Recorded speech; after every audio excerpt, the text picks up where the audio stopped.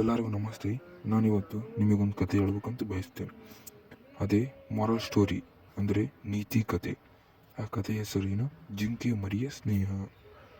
ಒಮ್ಮೆ ಜಿಂಕೆ ಮರಿಯೊಂದು ಬೇಟೆಗಾರನ ಬಲೆಯಲ್ಲಿ ಸಿಕ್ಕಿ ಹಾಕಿಕೊಂಡಿತ್ತು. ಅದು ಬಿಡಿಸಿಕೊಳ್ಳಲು ತುಂಬ ಪ್ರಯತ್ನಿಸಿತು, ಆದರೆ ಸಾಧ್ಯವಾಗಲಿಲ್ಲ. ಅದು ಬೇಸರ ಮಾಡಿಕೊಂಡು ಅಳಲು ಪ್ರಾರಂಭಿಸಿತು. ಮರಕುಟಿಕ ಪಕ್ಷಿಯೊಂದು ಅದರ ಅಳಲನ್ನು ಕೇಳಿಸಿಕೊಂಡಿತ್ತು. ಅಂದರೆ ಒಂದ್ಸಲ ಬೇಟೆಗಾರನ ಬಲೆಯಲ್ಲಿ ಒಂದು ಜಿಂಕೆ ಮರಿ ಸಿಕ್ಕಾಕೊಂಡ್ಬಿಟ್ಟಿರ್ತೈತಿ. ಅದು ಬಿಡಿಸಿಕೊಳ್ಳೋಕೆ ಪ್ರಯತ್ನಿಸ್ತೈತಿ, ಅದು ಅದಕ್ಕೆ ಸಾಧ್ಯವಾಗಲ್ಲ ಬಿಡಿಸ್ಕೊಳಕ್ಕೆ. ಅದು ಬೇಸರ ಮಾಡ್ಕೊತೈತಿ, ಅಳಲು ಪ್ರಾರಂಭಿಸ್ತೈತಿ. ಮರಕುಟಿಕ ಪಕ್ಷಿ ಒಂದಿರೋ ತರಹ ಆ ಪಕ್ಷಿ ಅಳಲನ್ನು ಕೇಳಿಸ್ಕೊಂಡಿರ್ತದೆ, ಅಳೋದನ್ನು.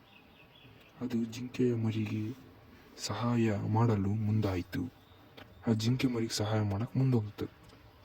ಅದು ಹತ್ತಿರವಿದ್ದ ಕೊಳದ ಬಳಿ ಬಂದು ಅಲ್ಲಿನ ಪ್ರಾಣಿಗಳಲ್ಲಿ ಕೇಳಿಕೊಂಡಿತು, ದಯವಿಟ್ಟು ನನ್ನೊಂದಿಗೆ ಬಂದು ಬಲೆಯಲ್ಲಿ ಸಿಕ್ಕಿಕೊಂಡಿರುವ ಜಿಂಕೆ ಮರಿಗೆ ಬಿಡಿಸಿಕೊಳ್ಳಲು ಸಹಾಯ ಮಾಡಿ.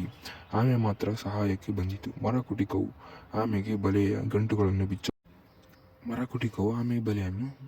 ಬಿಚ್ಚಕ್ಕೆ ಹೇಳ್ತತಿ. ಅದು ಹೇಳಿ ಬೇಟೆಗಾರನ ಹಳ್ಳಿಗೆ ಹೋಗ್ಬಿಡ್ತದೆ. ಬೇಟೆಗಾರನು ಚೆನ್ನಾಗಿ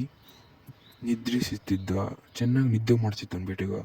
ಅದೇ ಸಮಯದಲ್ಲಿ ಆಮೆಯು ಬಲೆಯ ಗಂಟುಗಳನ್ನು ಕಚ್ಚಿ ಜಿಂಕೆ ಮರಿಗೆ ತಪ್ಪಿಸಿಕೊಳ್ಳಲು ಸಹಾಯ ಮಾಡಿತು.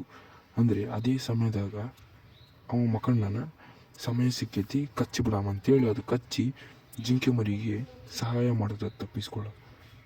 ಮರಕುಟಿಕವು ತನ್ನ ಜೊತೆಗಾರನೊಬ್ಬನಿಗೆ ಸಹಾಯ ಮಾಡಿದ್ದಕ್ಕಾಗಿ ಸಂತೋಷಪಟ್ಟಿತ್ತು. ಅದು ಮರಕುಟಿಕ ಏನಂತ ಹೇಳ್ತೈತಿ, ನನ್ನ ಜೊತೆಗಾರರಿಗೆ ಸಹಾಯ ಮಾಡನಿತ್ತ ಅಂತೇಳಿ ಸಂತೋಷ ಪಡ್ತೈತಿ. ಇದರ ನೀತಿ ಏನಂದರೆ, ಸ್ವಾರ್ಥ ರಹಿತ ಸಹಾಯವು ದೇವರ ಸೇವೆಗೆ ಸಮ. ಇದರ ನೀತಿ ಇದು.